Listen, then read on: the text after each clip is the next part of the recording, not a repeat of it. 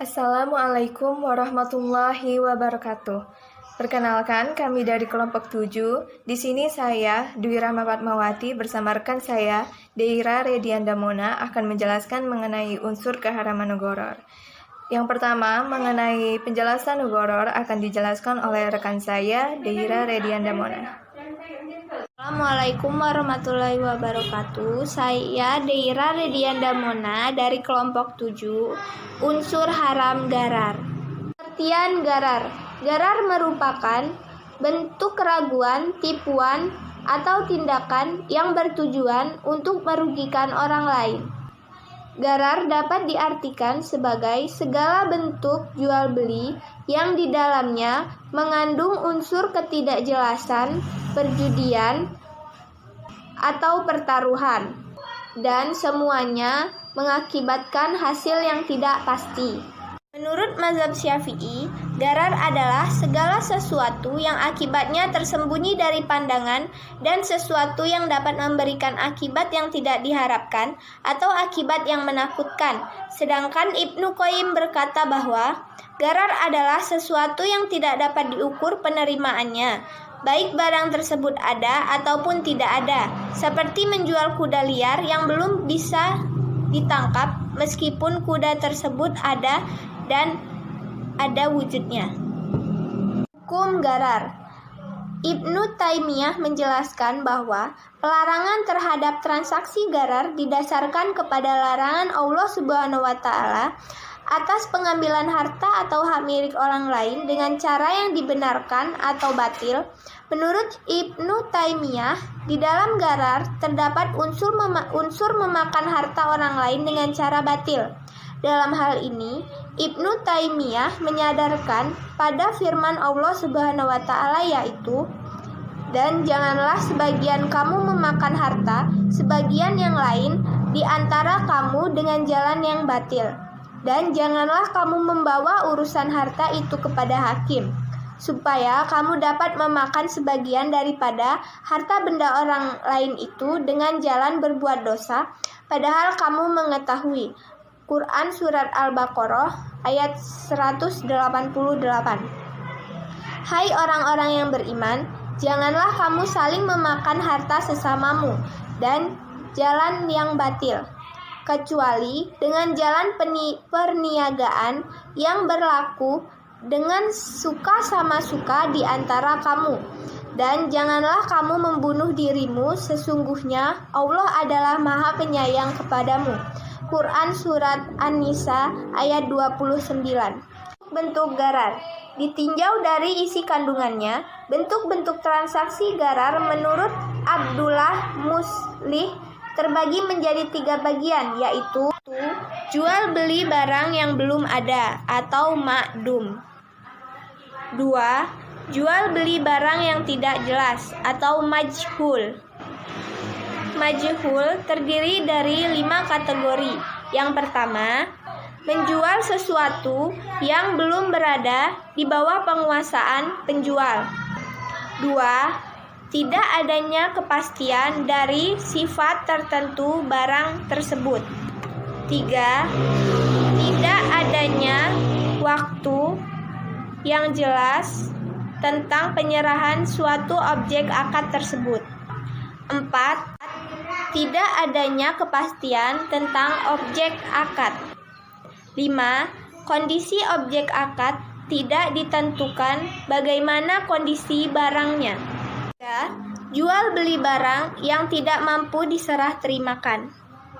Baiklah, selanjutnya saya akan menjelaskan mengenai gharar dalam transaksi ekonomi.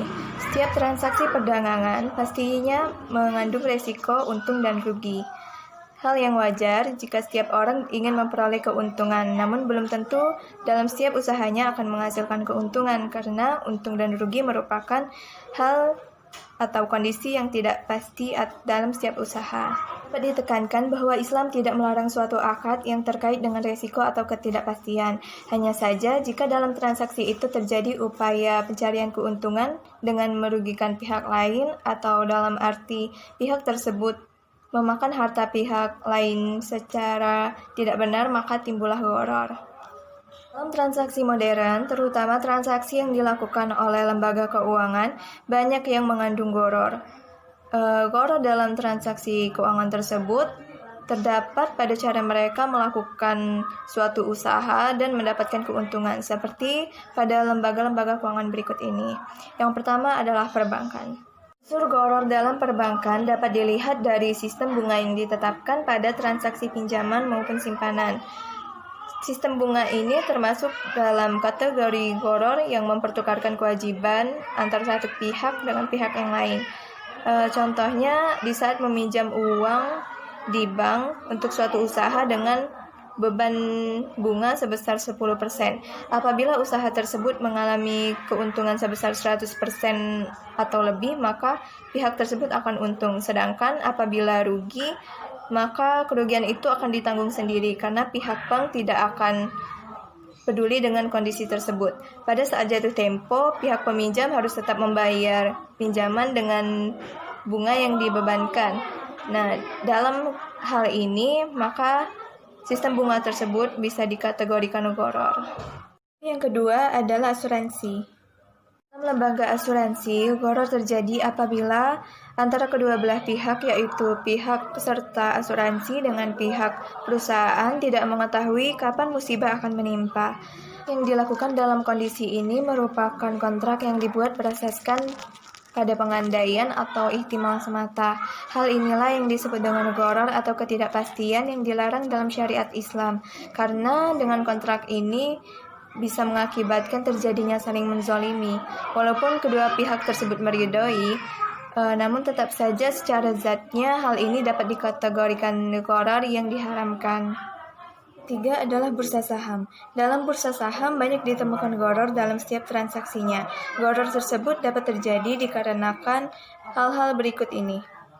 Transaksi berjangka dalam pasar saham sebagian besar bukanlah jual beli sesungguhnya, karena tidak ada unsur serah terima dalam pasar saham ini di antara kedua belah pihak yang bertransaksi, padahal syarat jual beli yaitu adanya serah terima antara barang dagangan dengan pembayaran.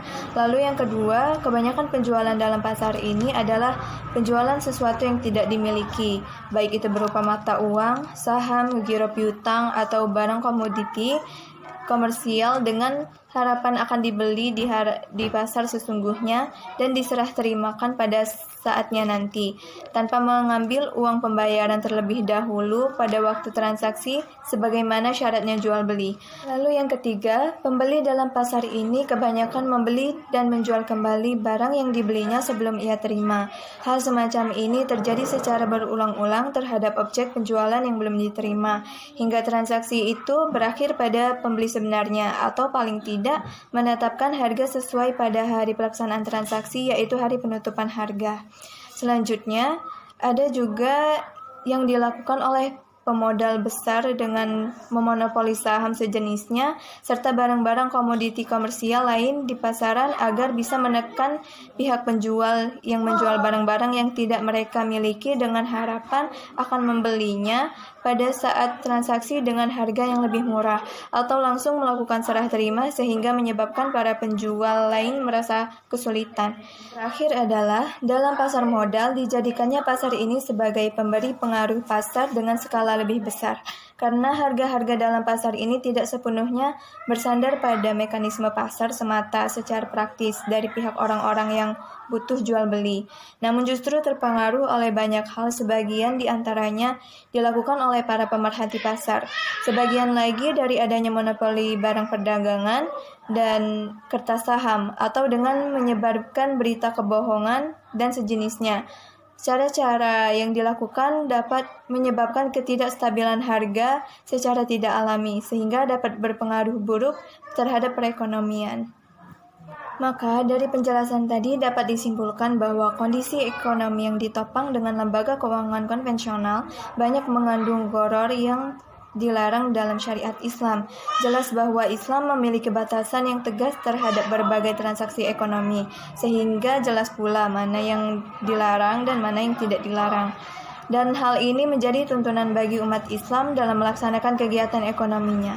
Nilai-nilai keadilan merupakan hal utama yang menjadi prinsip pokok untuk melandasi kegiatan ekonomi bagi umat Islam. Adil yang dimaksud adalah tidak menyebabkan kerugian di salah satu pihak sehingga pihak tersebut merasa teraniaya oleh pihak lain. Baiklah, sekian penjelasan kami mengenai unsur keharaman gharar. Semoga video ini bermanfaat bagi teman-teman yang telah menonton. Kami ucapkan terima kasih dan wassalamualaikum warahmatullahi wabarakatuh.